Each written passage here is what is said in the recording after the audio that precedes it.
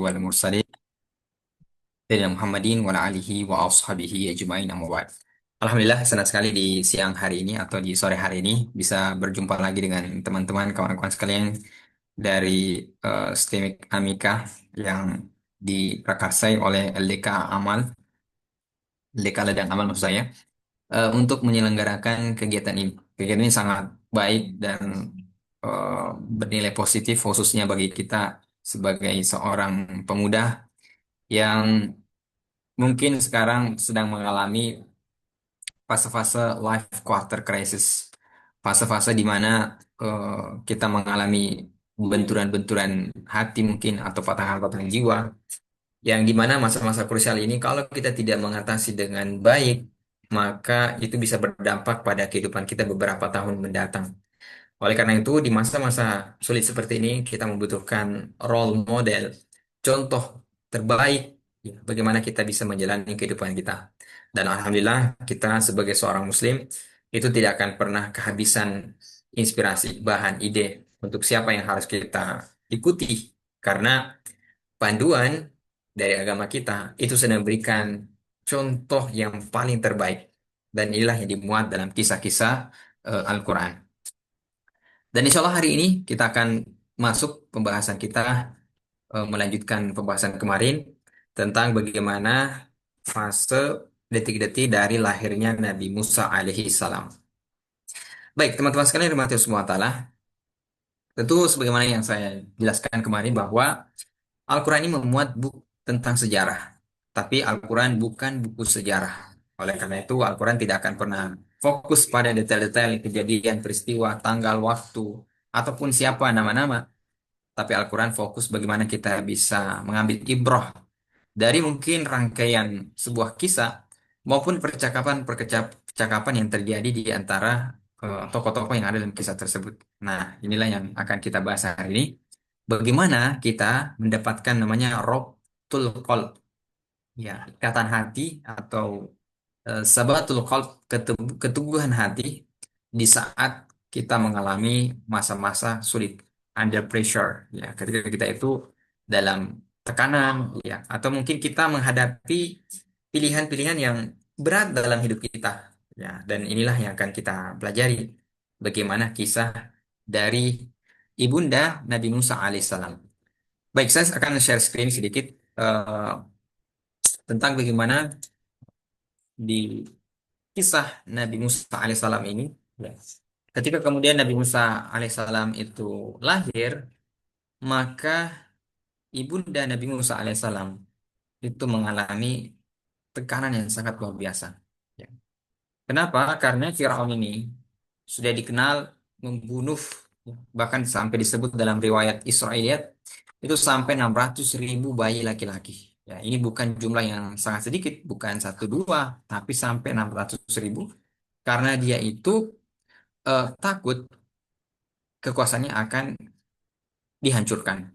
Ya, dan ini menjadi kaidah juga kita dalam sejarah bahwa orang-orang yang menjadi pemimpin dalam sepanjang zaman biasanya akan selalu takut siapa yang akan menggantikan kepemimpinannya. Kalau bukan keturunannya, maka dia yang paling khawatirkan adalah kalau itu adalah justru dari orang lain. Dan inilah yang dilakukan oleh Fir'aun. Dia sudah saban hari eh, lewat mimpi menjadi paranoid, ya, bahwa setiap bayi laki-laki yang lahir itu sampai dia bunuh semuanya, ya.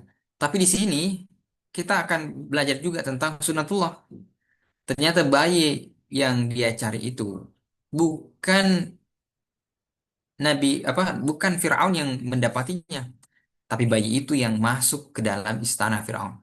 Bayangkan bagaimana bisa bayi ini itu masuk pengecualian dari hukum Firaun. Ya, dan nanti kita akan bahas kenapa bisa bayi ini kemudian lolos dan sampai akhirnya kan hidup di lingkungan istana Firaun. Ya. Nah, di ayat ketujuh di surah Al-Qasas, Allah Subhanahu wa taala berfirman, "Wa auhayna ila ummi Musa," dan kami mewahyukan kepada ibunda Nabi Musa. Dan di sini dipakai kata wahyu, ya. Sebagaimana yang kita ketahui bahwa yang menerima wahyu itu hanyalah para nabi, ya, dan nabi tidak ada yang perempuan. Maka di sini ulama kita itu menafsirkan yang dimaksud di sini adalah ilham. Ya, jadi kalau orang soleh maka jatuhnya itu mendapatkan ilham, bukan wahyu. Ya. Jadi ibunda Nabi Musa itu mendapatkan ilham. Ya. Dan dari ilham ini, ya, entah lewat mimpi ataupun ya intinya dia dapatkan ilham petunjuk untuk melakukan tiga hal. Ya. Yang pertama adalah an ardi'ihi, ya, untuk menyusui bayinya. Kemudian faiza khifti alaihi, jika engkau takut dengan kondisi eh, bayimu, fa'alkihi fil yam, maka hanyutkanlah dia ke fil yam, ya. Yam itu eh, antara sungai dan laut. Ya, di dalam bahasa Arab yam ini atau ini disebutkan juga ada menyebut ini bukan bahasa Arab, ini bahasa eh, apa namanya Mesir, ya. Waktu itu, ya. Al-yam itu adalah mirip sungai, tapi kemudian dia lebih luas daripada sungai dan lebih kecil dari laut. Ya. Jadi kalau kita ingin ibaratkan, maka ini bisa kita katakan sebagai sungai yang besar. Kalau di Sopeng, setahu saya sungai yang besar itu Sungai Walenai, ya. Ya. Eh, itu bisa kita lihat oh, lebarnya itu ya lumayan kan. Ya, kalau mungkin ada di sini yang tinggal di daerah situ mungkin bisa tahu berapa ininya lebarnya. Tapi Sungai Nil ini itu lebih lebar lagi. Ya. Kalau di Indonesia mungkin ya sungai yang paling luas, maksudnya yang paling lebar itu lebih dari itu.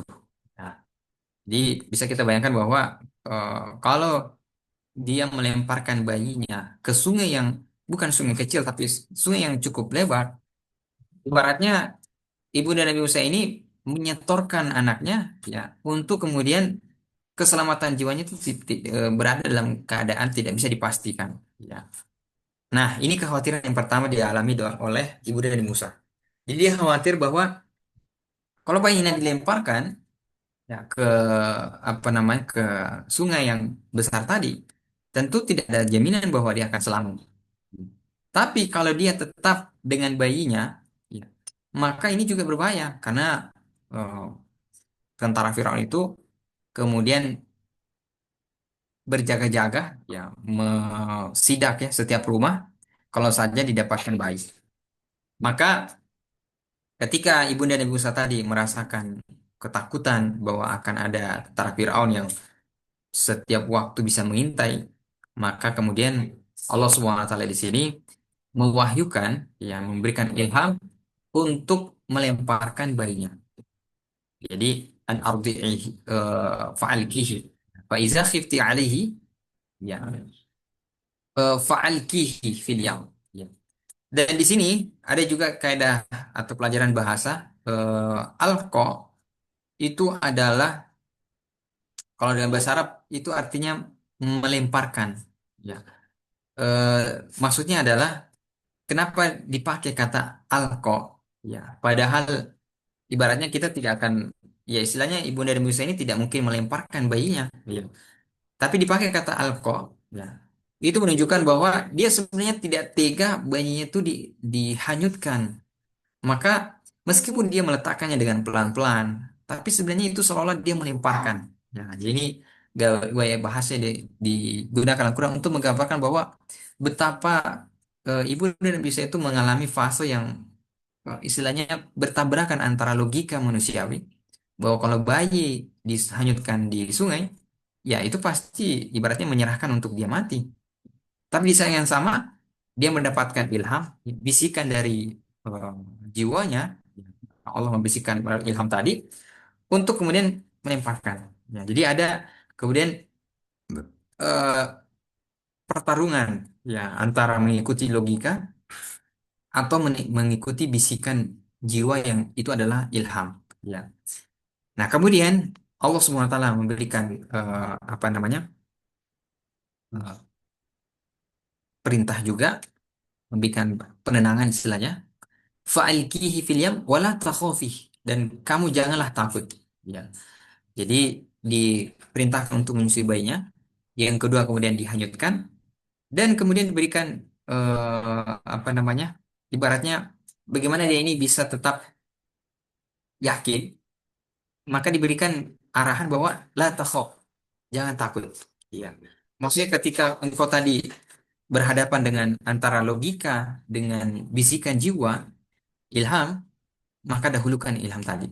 Ya, wala takhaf, jangan takut, wala takhafi. Kemudian wala tahzani, dan jangan juga bersedih. Jadi larangannya dua, jangan takut, jangan bersedih. Kemudian diberikan janji, inna, sesungguhnya kami, radduhu ilaiki, akan mengembalikan kepadamu, maksudnya bayinya. Ya, jadi ibaratnya bayi ini itu akan kembali dengan selamat untukmu. Kemudian yang kedua adalah janji Allah Subhanahu wa taala, wa ja'iluhu minal mursalin. Ya, kalau dia kembali dalam keadaan apa namanya? Selamat, alhamdulillah. Gimana kalau sebaliknya? Tapi kata Allah, kami akan menjadikan dia wa ja'iluhu minal mursalin. Kami akan menjadikan dia sebagai seorang rasul.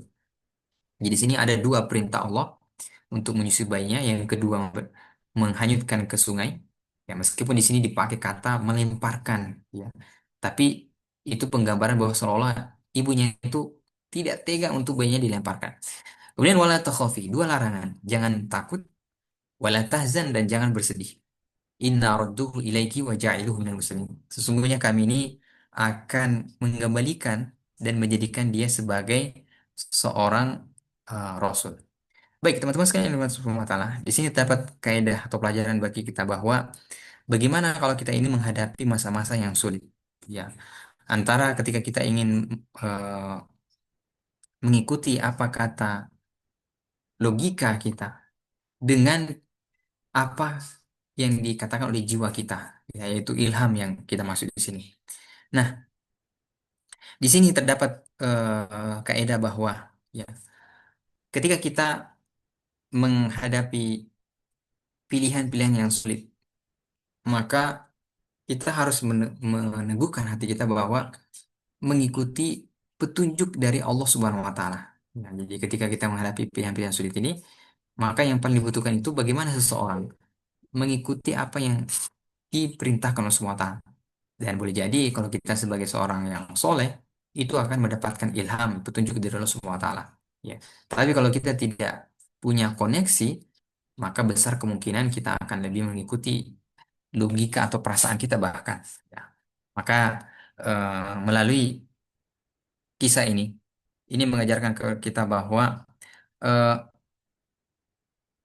sebagai seseorang yang mengalami masa-masa eh, sangat krisis, ya, dalam kehidupan kita, maka yang dibutuhkan itu adalah bagaimana eh, mengambil langkah, ya, jalan keselamatan, meskipun jalan keselamatan itu kadangkala adalah sesuatu yang paling kita takuti dalam kehidupan. Nah, jadi yang ditakuti oleh ibunda Nabi Musa ini adalah, ya, keselamatan dari anaknya, ya, yaitu ketika dilemparkan ke sungai. Tapi ini yang kemudian satu-satunya jalan untuk anaknya bisa selamat. Ya, jadi pelajarannya tadi bahwa terkadang jalan keselamatan yang kita inginkan itu adalah melakukan hal yang paling kita takuti sekali, yang paling kita takuti. Ya, maka eh, kita tidak perlu melihat, ya, bahwa boleh jadi ini pilihan yang paling menakutkan tadi itu tidak masuk dalam logika kita, tapi yakin dan percaya kalau itu adalah bersumber dari Allah Subhanahu wa taala, maka Allah Subhanahu wa taala itu akan memberikan kepada kita petunjuk. Ya.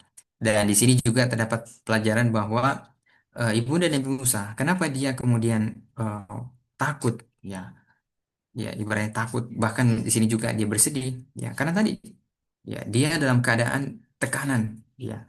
Maka di sini juga menjadi pelajaran kenapa di Al-Quran dia menceritakan di sini tentang seorang wanita. Ya. Di sisi lain ada juga kisah laki-laki di surah Yusuf, yaitu Nabi Yakub ketika dia berpisah dengan anaknya. Ya. Dia juga mengalami yang disebut dengan bersedih. Ya. Tapi di sini di kisah ini ibunda Nabi Musa itu mengalami kesedihan juga. Tapi kemudian Allah menguatkan, ya, menguatkan apa namanya hati dari ibu Nabi Musa untuk tidak bersedih, ya. Dan ini menunjukkan kepada kita bahwa eh, kebanyakan, ya, orang yang paling rentan untuk mengalami kesedihan yang berlebihan itu adalah perempuan. Ya. Jadi orang yang paling rentan untuk mengalami kesedihan yang berlebihan itu adalah perempuan. Ya, makanya di sini Allah Subhanahu wa taala menguatkan jiwa dari ibu dan Musa untuk tidak perlu takut, tidak perlu khawatir, dan tidak perlu kemudian bersedih. Jadi tidak perlu bersedih, tapi Allah tidak sampai di sini. Allah juga memberikan janji, ya, bahwa anakmu itu akan kembali. Dan sekali-kali yang saya sebutkan tadi bahwa perempuan itu memang golongan yang paling rentan untuk bersedih, ya. Makanya ada riset, ya, yang saya baca tadi itu bahwa perempuan itu sangat rentan kemudian mengalami kesedihan, ya. Jadi perempuan ini paling rentan mengalami kesedihan. Jadi di riset itu disebutkan bahwasanya eh, masalah-masalah kehidupan itu sangat berpengaruh, ya, pada khususnya ini dia bercerita tentang seorang ibu yang mulai dari hamil, mengandung sampai melahirkan, ya. Itu dalam perspektif psikologi, ternyata kecemasan atau mungkin kesedihan dialami oleh seorang ibu itu bisa berpengaruh pada bayinya. Ya. Makanya ada dalam riset-riset psikologi disebutkan bahwa ibu yang hamil kemudian dia melahirkan itu biasa terkena misalnya baby blues. Yang baby blues itu dia kayak stres karena seolah-olah dia hanya sendiri yang mengurusi anak-anaknya. Kemudian dia juga eh, rentan, ya, pada janinnya itu terkena pengaruh, ya. Jadi bisa kita bayangkan bagaimana kondisi seorang ibu yang lagi hamil, kemudian setelah melahirkan dia ada lagi ketakutan, ya. Maka disinilah Allah SWT memberikan pelajaran bahwa kita butuh untuk eh, kembali kepada panduan Allah Subhanahu Wa Taala. Jadi Allah memberikan kepada Ibu dan Musa ilham. Nah, kalau konteks kita hari ini, maka ketika kita mengalami masa-masa yang seperti ini, maka kita membutuhkan yang namanya tadi, bagaimana kita memiliki hubungan dengan Allah Subhanahu Wa Taala. Nah, salah satu caranya itu adalah dengan kita membaca petunjuk dari Al-Quran. Ya, jadi kalau apa yang dialami dari Ibu dari Musa ini, ya bisa kita katakan sebagai kecemasan yang sangat hebat. Ya, jadi sampai disebutkan di ayat selanjutnya itu hatinya seolah-olah menjadi kosong. Ya, jadi seolah hatinya menjadi kosong. Ini nanti ada di ayat berikutnya yang akan kita baca nantinya. Jadi sekali lagi Ibunda Nabi Musa itu tidak mengharapkan, ya, pada saat itu kecuali bagaimana keselamatan bayinya, ya. Jadi dia tidak mengharapkan bagaimana misalnya eh, tiba-tiba misalnya Firaun itu hancur atau seterusnya, tapi yang diinginkan pada saat itu adalah keselamatan bayinya, ya. Dan ketika bayinya sudah selamat, di saat itulah dia kemudian merasakan ketenangan, ya.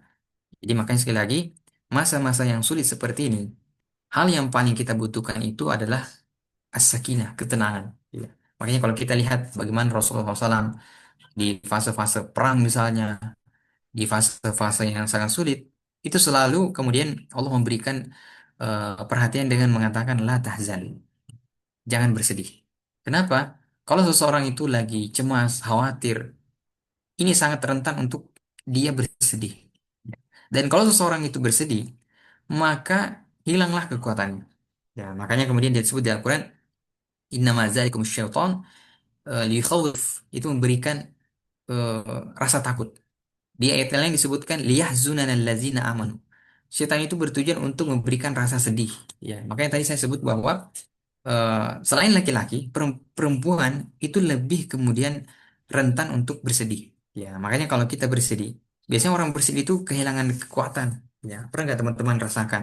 Kalau lagi sedih, apapun yang dilakukan ibaratnya kan kayak lemes gitu, kayak nggak ada kekuatan. Makanya ini pelajaran untuk kita bahwa kalau kita menghadapi masa-masa yang sangat sulit, pastikan kita itu yang pertama jangan sedih. Ya. Yang kedua adalah kalau kita sudah tidak sedih, maka di sinilah bisa kemudian lahir yang namanya ketenangan. Jadi ketenangan itulah yang membuat kita bisa berpikir untuk mencari solusi, ya, agar ketika kita bergerak tidak asal bergerak, tapi kemudian kita bergerak, bisa menyelesaikan masalah itu. Nah, kemudian teman-teman sekalian, yang pelajaran bisa kita ambil di sini juga bahwa kalau kita tadi ada eh, situasi yang membuat kita itu cemas, khawatir, ya, terhadap sesuatu, maka kita harus membedakan apakah itu sekedar rasa khawatir, was-was, ya, dari setan, ya. Yang kedua adalah apakah ini juga bisa berarti petunjuk, ya. Kalau dia eh, sesuatu yang tadi kita khawatirkan justru membuat kita makin sedih, berarti kita jangan ikuti. Misalnya kita melakukan sesuatu, kita kayak khawatir ini kayak nanti begini-begini. Nah, kalau kita makin cemas, kemudian bahkan tidak tenang, berarti itu adalah was-was dari syaitan. Tapi kalau yang ketika kita menghadapi sesuatu, kita juga khawatir. Seperti dari ibu dari Musa menghanyutkan anaknya ke sungai, dia juga khawatir sebenarnya. Ya, dia juga tidak tahu ini apa yang akan terjadi. Tapi ketika kita merasakan itu, tapi justru kita apa namanya mendapatkan ketenangan, berarti ikuti itu. Ya. Karena pada dasarnya, ketika kita melepaskan kendali kita terhadap sesuatu atau logika kehidupan, dan kemudian kita menyerahkan kepada Allah Subhanahu wa taala, itu ibaratnya kita menyerahkan semuanya itu, ya, melepaskan kendali kita dan menyerahkan sepenuhnya kepada Allah Subhanahu wa taala untuk menyelesaikannya.